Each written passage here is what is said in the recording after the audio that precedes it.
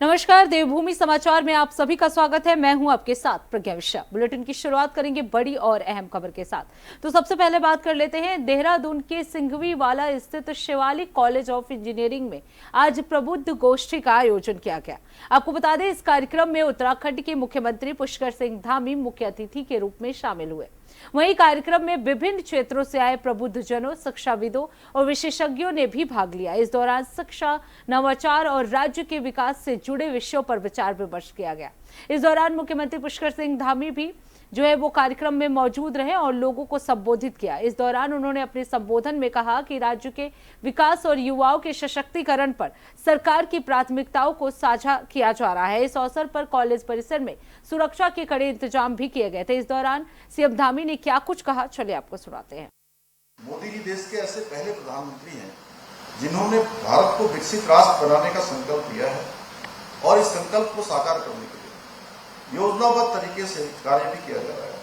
आज भारत दुनिया का तीसरा सबसे बड़ा स्टार्टअप इकोसिस्टम खड़ा करने वाला देश बन चुका है। आज हमारे स्टार्टअप्स ग्लोबल इनोवेशन में भी हमारे स्टार्टअप्स अपनी पहचान बना रहे हैं। डिजिटल इंडिया ने आम नागरिक के जीवन को बहुत आसान बनाया है और तकनीकी को हर नागरिक तक पहुंचाने का काम हुआ है। आत्मनिर्भर भारत के अभियान ने देश को उत्पादन और विनिर्माण के एक हब बनाने का मार्ग भी प्रशस्त किया है। विश्व के आज बड़े बड़े देश भारत की तरक्की को देखकर अचंभित हैं कि कैसे भारत इतनी तरक्की कर रहा है कि एक सब्जी की दुकान वाला भी एक महिला, और हम सब देखते हैं दीपावली के अवसर पर जो हम लोग बहुत सारे दिए इत्यादि उनके बनाए हुए खिलौने इत्यादि खरीदने जाते हैं, मूर्तियाँ खरीदने जाते हैं, तो देखते हैं कि यूपीआई के जरिए आज सीधे सीधे पेमेंट हो रहा है। और एक समय हमको वो भी स्मरण करना चाहिए जब प्रधानमंत्री जी ने 2014 में इस डिजिटल पेमेंट की बात करी थी, तो कुछ लोगों ने उस समय उसका उपहास उड़ाने का भी काम किया था कि ये कैसे हो सकता है, यहाँ तो इंटरनेट एक्सेस नहीं है, यहाँ लोगों के पास इतनी सुविधा नहीं है, लोग पढ़े लिखे नहीं हैं। लेकिन आज दुनिया का 50% से भी अधिक डिजिटल पेमेंट, डिजिटल काम हमारे देश में हो रहा है। आज देश के 55 करोड़ से अधिक लोग बैंकिंग व्यवस्था से जुड़े हैं। रक्षा का क्षेत्र हो, विज्ञान का क्षेत्र हो, कृषि, स्वास्थ्य, शिक्षा, ऐसी तमाम आधारभूत संरचना विकास का क्षेत्र हो, यांत्रिक विज्ञान से जुड़े हुए भी यहाँ पर बहुत लोग बैठे हैं, भली भांति जानते हैं। अनेक ऐतिहासिक उपलब्धियां हों या वैश्विक स्तर के सम्मेलनों की सफल मेजबानी हो, आज भारत हर मंच पर अपनी एक गौरवशाली उपस्थिति दर्ज करा रहा है। भाइयों बहनों, आत्मनिर्भर, आधुनिक, समृद्ध और विकसित भारत के निर्माण में शिक्षा व्यवस्था की अपनी बहुत बड़ी महत्वपूर्ण भूमिका है। इसी उद्देश्य को ध्यान में रखकर आदरणीय प्रधानमंत्री जी के नेतृत्व में केंद्र सरकार ने नई शिक्षा नीति लागू करने का प्रावधान किया था। ये नीति केवल पाठ्यक्रम तक सुधार के तक सीमित नहीं रही, बल्कि वर्ष 2047 तक भारत को एक विकसित राष्ट्र बनाने के प्रधानमंत्री जी के स्वप्नों को साकार करने का भी माध्यम है। मेरा मानना है कि अब समय आ गया है कि जब हमें अपने शिक्षण संस्थानों, विशेष रूप से उच्च शिक्षण संस्थानों का दैनिक शिक्षण कार्यों के केंद्र के बजाय एक विशिष्ट शैक्षिक प्रयोगशाला और ज्ञान केंद्र के रूप में भी विकसित करना होगा, जहां विद्यार्थी मात्र किताबी ज्ञान नहीं बल्कि नवाचार, शोध, व्यवहारिक अनुभवों के माध्यम से अपने कौशल को, अपने स्किल को डेवलप कर सकें। अब रुक कर लेते हैं अगली खबर की। देहरादून में कांग्रेस प्रदेश अध्यक्ष गणेश गौदियाल ने बीजेपी पर तीखा हमला बोला है। उन्होंने दावा किया कि बीजेपी ने हाल ही में 3 सर्वे कराए हैं, जिनमें से 2 की जानकारी उनके पास है और दोनों में ही बीजेपी की स्थिति में लगातार गिरावट दर्ज की गई है। गणेश गौदियाल ने कहा कि यह कहना हल्का होगा कि बीजेपी कांग्रेस से घबरा गई है, लेकिन सच्चाई यही है कि बीजेपी के अपने ही सर्वे उसके लिए चिंता का कारण बन रहे हैं। उन्होंने ये भी दावा किया कि तीसरे सर्वे के नतीजे भी गिरावट ही दिखाएंगे। कांग्रेस प्रदेश अध्यक्ष ने कहा कि कांग्रेस विपक्ष की भूमिका पूरी ईमानदारी और मजबूती से निभा रही है और जनता के मुद्दों को बिना किसी डर और झिझक के लगातार उठा रही है। उन्होंने ये भी कहा कि लोकतंत्र में जनता काम के आधार पर निर्णय देती है और यदि कांग्रेस सत्ता पक्ष से बेहतर प्रदर्शन करती है तो जनता उसका उचित परिणाम देगी। और क्या कुछ कहा, चलिए आपको सुनाते हैं। कहना चाहता हूँ कि ये बहुत हल्की बात हो जाएगी कि मैं कहूंगा कि भाजपा हमसे घबरा गई है, ये सब बातें मैं उचित नहीं समझता। पर ये है कि भारतीय जनता पार्टी ने 3 सर्वे किए जो मेरी जानकारी में, उसमें से 2 सर्वे के अंश मेरे पास भी आए। जो 2 सर्वे में जो अंश मेरे पास आए उनमें लगातार वो गिरावट की तरफ आगे बढ़ रहे हैं। उनके संभावनाओं पर जो है लगातार प्रश्न चिन्ह लग रहा है, गिरावट होते जा रही है, आते जा रही है। अब उसके लिए हो सकता है कि वो कोई तरीका इजाद कर रहे हो कि भाई इसको कैसे थामा जाए। एक सर्वे और होना है और यकीन के साथ मैं कह सकता हूं कि उसमें भी वो गिरावट दर्ज करेंगे। तो मैं ये नहीं कहना चाहता कि हमारे शठमुखी जो आपने कहा रुद्राक्ष हैं ये हमारे नेतृत्व का परिणाम है, ये मैं नहीं कहना चाहता। लेकिन मैं ये कहना चाहता हूं कि हम विपक्ष के तौर पर अपनी भूमिका को जिस ईमानदारी से निभा रहे हैं, जनता के मुद्दों को जिस तरह से हम सामने रख रहे हैं और बिना लड़े, झिझके, बिना डर के मजबूत लड़ाई जो हम सरकार के सामने खड़ी कर रहे हैं, ये हो सकता है कि जनता इस मन के साथ आगे बढ़ रही है कि निश्चित रूप में कांग्रेस पार्टी विपक्ष का काम अच्छी तरह से कर रही है और लोकतंत्र में अच्छा काम करने पर सभी को रिवार्ड मिलता है। अब रुक करते हैं अगली खबर की। श्री बद्रीनाथ धाम, जिसे धरती का स्वर्ग और भू बैकुंठ नगरी कहा जाता है, इन दिनों धार्मिक आयोजनों को लेकर भक्तिमय माहौल में डूबा हुआ है। यहाँ श्री बागेश्वर धाम के पीठाधीश्वर धीरेन्द्र कृष्ण शास्त्री के द्वारा श्री सत्यनारायण भगवान की कथा का आयोजन किया जा रहा है। कथा के शुभारंभ के साथ ही पूरे क्षेत्र में श्रद्धा और भक्ति का वातावरण देखने को मिल रहा है। आपको बता दें, देश के कोने कोने से बड़ी संख्या में श्रद्धालु और स्थानीय लोग इस कथा को सुनने के लिए पहुंच रहे हैं, जिससे बद्रीनाथ धाम का पूरा क्षेत्र भक्तिमय हो गया है। आपको बता दें, धीरेन्द्र कृष्ण शास्त्री का कहना है कि बद्रीनाथ धाम भगवान विष्णु का पावन धाम है, जहां दर्शन और कथा श्रवण से भक्तों की मनोकामनाएं पूर्ण होती हैं और जीवन में आध्यात्मिक शांति प्राप्त होता है। उन्होंने ये भी कहा कि यहाँ श्री सत्यनारायण भगवान की कथा सुनने से मानव जीवन सफल होता है और अंत में मोक्ष की प्राप्ति का मार्ग जो है वो प्रशस्त होता है।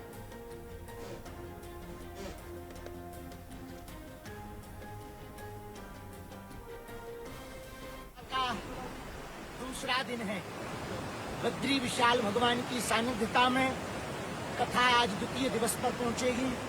पुरुषोत्तम मास का महीना है। ठीक 20 मिनट बाद कथा प्रारंभ होने वाली है। बागेश्वर धाम बालाजी की कृपा से। मेरे पागलों, एक बात याद रखना, अहंकार से सिर ऊपर उठाकर चलोगे तो ठोकर खाओगे, लेकिन सिर झुकाकर भक्ति के साथ चलोगे तो हम हमारे ठाकुर को पाओगे। प्रेम से रहो। पुरुषोत्तम मास है। इस महीने में धर्म में भक्ति, दान, स्नान का बड़ा महत्व है। अन्य क्षेत्र में जहाँ भी अन्य क्षेत्र हो रहा हो, गौ सेवा हो रही हो अथवा दीनहीनों की मदद हो रही हो, वहाँ पर कुछ न कुछ तुलसी पत्र अर्पण करके जीवन को धन्य बनावे। आज तो फिलहाल रुकते एक छोटे से ब्रेक के लिए। ब्रेक के बाद जल्द लौटेंगे। देखते रहिए इंडिया वॉइस। तो ब्रेक के बाद एक बार फिर आप सभी का स्वागत है। रुक कर लेते हैं खबरों की ओर। हल्द्वानी में एक शातिर चोर का मामला सामने आया है, जहां पुलिस ने एक ऐसे आरोपी को गिरफ्तार किया है जिसने बहाने बनाकर रेकी करी और मौका मिलते ही चोरी को अंजाम दिया। जानकारी के अनुसार आरोपी पहले दिन ही चोरी कर रहा था और इस दौरान उसकी नजर वहां रखी करीब 3.5 लाख रुपए की नकदी पर पड़ी।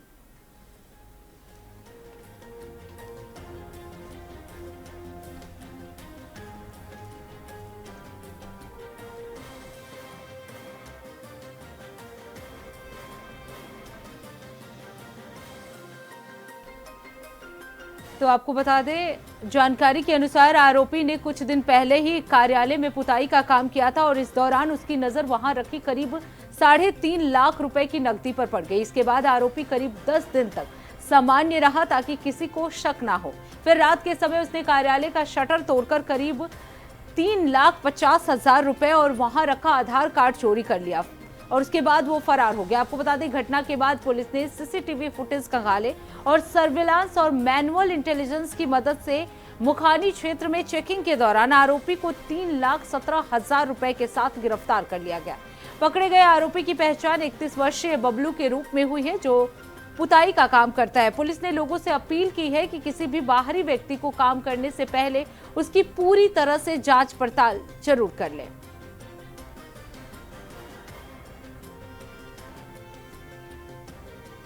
27 तारीख को एक वादी के द्वारा थाना मुखानी में एक तहरीर देके बताया गया कि उसके प्रतिष्ठान में 3,50,000 रुपए की चोरी हुई है। तो इसी क्रम में माननीय मुख्यमंत्री महोदय, पुलिस मुख्यालय व रेंज स्तर से लगातार हम लोगों को निर्देश प्राप्त होते रहते हैं, जिसमें भी आपराधिक घटना होती है उसका त्वरित अनावरण करना है और आम आदमी को इसमें राहत देनी है। तो इसी क्रम में हमने तत्काल इसमें टीमों का गठन किया और टीमों ने बहुत ही प्रोफेशनली काम करते हुए इसमें इलेक्ट्रॉनिक सर्विलेंस और मैनुअल इंटेलिजेंस गैदर की और लगभग इसमें 40 से 50 कैमरे भी हम लोगों ने देखे। और ये सभी टीमें जो है सीओ सिटी अमित कुमार के नेतृत्व में गठित की गई थी और इसको पर्यवेक्षण जो है इसका कर रहे थे सीओ एसओ मुखानी। इन टीमों को बड़ी सफलता मिली और हमने इसमें कल एक मुख्य अभियुक्त बबलू, जो कि यहीं हल्द्वानी का रहने वाला है, मूलभूत पीलीभीत का रहने वाला है, उसको हमने अरेस्ट किया और उसमें चोरी किए गए 3,17,500 रुपये और कुछ दस्तावेज हम लोगों ने बरामद किए। और इसका चंद ही घंटों में हम लोगों ने इस घटना का सफलतापूर्वक खुलासा किया और इसमें फिलहाल इन्वेस्टिगेशन प्रचलित है और इसमें विधिक कार्रवाई की जा रही है। बेसिकली मैसेज इसमें ये है, क्योंकि ये जो व्यक्ति है जो घटना में प्रकाश में आया है, ये व्यक्ति 10 से 15 दिन पहले इसी प्रतिष्ठान में पेंट इत्यादि का काम करके गया है। तो अपील आप लोगों के चैनल के माध्यम से ये रहेगी कि जिन भी व्यक्तियों को आप अपने किसी भी प्रकार की सर्विस के लिए एंगेज करते हैं, चाहे वो प्लम्बिंग का काम है या वो आपको वुड वर्क है या कोई भी पेंट पुताई किसी भी प्रकार का काम है, तो उसके एक बार क्रिमिनल एंटीसीडेंट्स जरूर वेरीफाई कर लीजिए। लोकल थाना चौकी से उनकी थोड़ी जानकारी दे दीजिए उसके बारे में, ताकि हम लोग उसको वेरीफाई कर सकें और इस प्रकार घटनाओं की पुनरावृत्ति ना हो। अब रुक कर लेते हैं अगली खबर की। रुड़की के मंगलौर क्षेत्र में नगर पालिका परिषद की ओर से एक अहम कदम उठाया गया है। आपको बता दें, बस अड्डे के पास लगातार हो रही सड़क दुर्घटनाओं को देखते हुए यहां रेड लाइट लगाई गई, जिससे सड़क पार करने वाले लोगों की सुरक्षा सुनिश्चित की जा सके। नगर पालिका परिषद के चेयरमैन मोहिउद्दीन अंसारी ने बताया कि दिल्ली और हरियाणा की ओर आने जाने वाले भारी वाहनों की वजह से यहां अक्सर दुर्घटनाएं होती हैं और इसी को देखते हुए ये व्यवस्था की गई है ताकि लोगों को सुरक्षित सड़क पार करने में मदद मिल सके और हादसों में कमी लाई जा सके। उन्होंने ये भी कहा कि वीकेंड पर लगने वाले जाम और ट्रैफिक दबाव के कारण पुलिस को भी काफी परेशानियों का सामना करना पड़ता है, लेकिन अब रेड लाइट व्यवस्था से ट्रैफिक नियंत्रण में मदद मिलेगी। वहीं इस पहल को लेकर मंगलौर सीओ अभिनव चौधरी ने भी नगर पालिका के इस कदम की सराहना की है। उन्होंने कहा कि रेड लाइट और स्पीड ब्रेकर से दुर्घटनाओं में काफी हद तक कमी आने की उम्मीद है। इसके साथ ही अड्डे पर सुरक्षा के लिए ये रेड लाइट की व्यवस्थाएं जो है वो की गई हैं।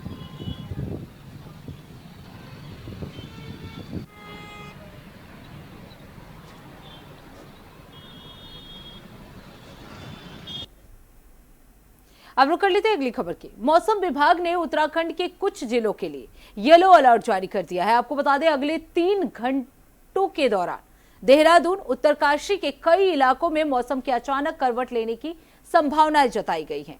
मौसम विभाग के अनुसार मसूरी, चकराता, विकासनगर, चिन्यासौर और हनौल, मोरी, जखोल, हर्षिल, नागा, नेलोंग, सांकरी और आसपास के क्षेत्रों में तेज हवाओं के साथ तूफान आने की भी आशंका है।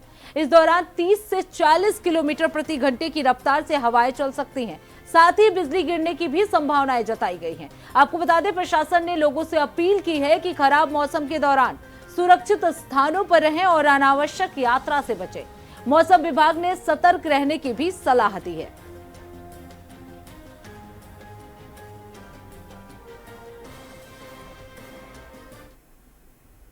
अब रुक कर लेते हैं अगली खबर की। देहरादून नगर निगम में हाल ही में पदभार संभालने वाले नए नगर आयुक्त आलोक कुमार पांडे ने शहर की व्यवस्थाओं को लेकर अपनी प्राथमिकताएं स्पष्ट कर दी हैं। नगर आयुक्त ने बताया कि फिलहाल शहर की मौजूदा व्यवस्था का विस्तृत अध्ययन किया जा रहा है। इसके साथ ही नगर निगम की पहली प्राथमिकता साफ सफाई, स्वच्छता और अतिक्रमण हटाने पर केंद्रित रहेगी। उन्होंने कहा कि नालियों की नियमित सफाई, शहर को स्वच्छ और हरित बनाए रखना और स्वस्थ और स्वच्छ देहरादून के संकल्प को साकार करना है। इसके साथ ही आलोक कुमार पांडे ने यह भी स्पष्ट किया कि अतिक्रमण के खिलाफ सख्त कार्रवाई की जाएगी। उन्होंने बताया कि अतिक्रमण मुख्य रूप से 2 प्रकार का होता है, सड़कों पर किया गया अतिक्रमण और नगर निगम की जमीनों पर कब्जा। इसके साथ ही उन्होंने नदी नालों में हो रहे अतिक्रमण को भी गंभीर समस्या बताते हुए चेतावनी दी कि यदि समय रहते इन पर कार्रवाई नहीं की गई तो भविष्य में बड़े खतरे और आपदाओं की स्थिति पैदा हो सकती है।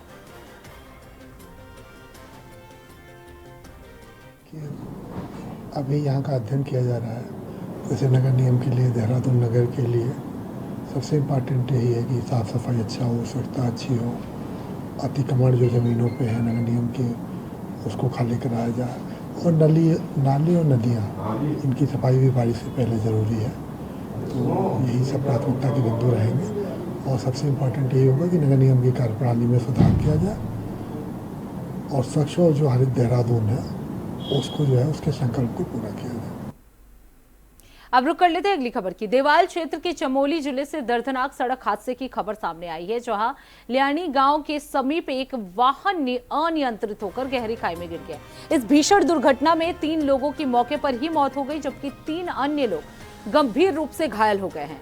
जानकारी के अनुसार शनिवार सुबह यानी आज करीब 5:50 पर गांव में जंगल के क्षेत्र में यह बड़ा हादसा हुआ, जब एक इको वैन सड़क से लगभग 400 से 500 मीटर गहरी खाई में जा गिरी। बताया जा रहा है कि ग्राम बौंक लोहा जंग निवासी बलबीर सिंह अपने परिजनों के साथ देहरादून से लौट रहे थे और इसी दौरान उनके साथ वाहन में कुल 6 लोग सवार थे। और जानकारी के मुताबिक देहरादून में उपचार के दौरान स्वर्गीय भजन सिंह के निधन के बाद उनका पार्थिव शरीर गाँव लाया जा रहा था। वहीं दूसरा वाहन भी अंतिम संस्कार के लिए लौट रहा था। इसी बीच ये दर्दनाक हादसा हो गया। प्रारंभिक जांच में आशंका जताई जा रही है कि चालक को नींद की झपकी आने के कारण वाहन अनियंत्रित होकर खाई में गिर गया। हादसे में घायल 3 लोगों को एम्बुलेंस की मदद से अस्पताल में भर्ती कराया गया, जहां उनका उपचार जारी है।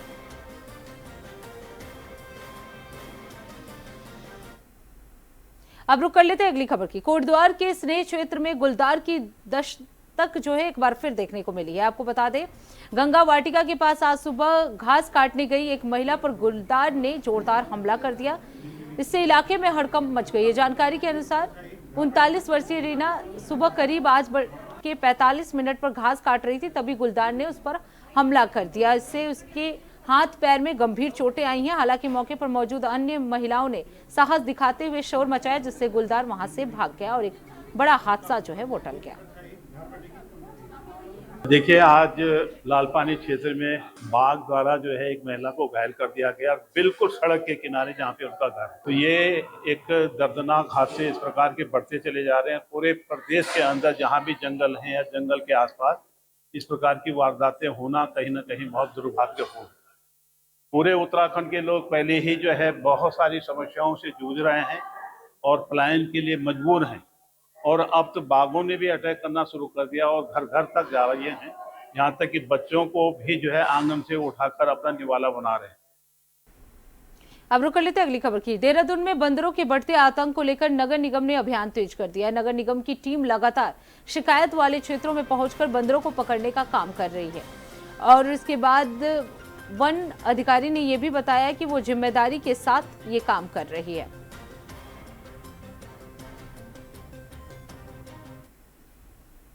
तो इसी के साथ देवभूमि समाचार में बस इतना ही। देश दुनिया की तमाम बड़ी खबरों के लिए देखते रहिए इंडिया वॉइस। तब तक के लिए नमस्कार।